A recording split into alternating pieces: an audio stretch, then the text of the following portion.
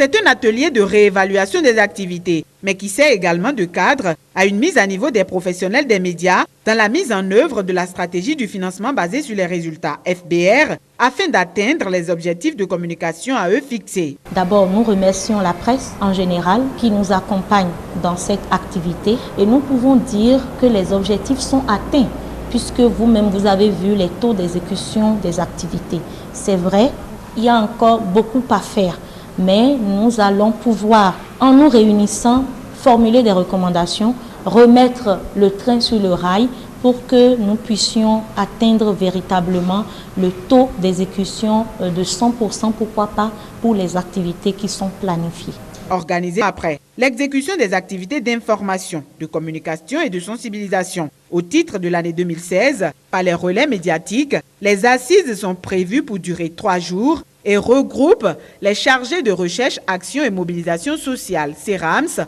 en plus de représentants des divers organes de presse, radio, télévision, ainsi que presse écrite, partenaires du projet, chargés d'assurer la diffusion des bonnes pratiques et normes liées au mécanisme du FBR. En matière de résultats, il faut pouvoir serier les résultats qualitatifs et les résultats quantitatifs. En matière de qualité des soins, en matière d'offre de soins au niveau des formations sanitaires, nous pouvons dire que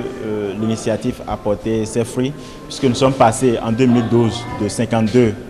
en matière de qualité à près de 80% en matière de qualité au niveau de l'ensemble de nos formations sanitaires, qu'il s'agisse des centres de santé et des hôpitaux de zone. Mais en matière de quantité,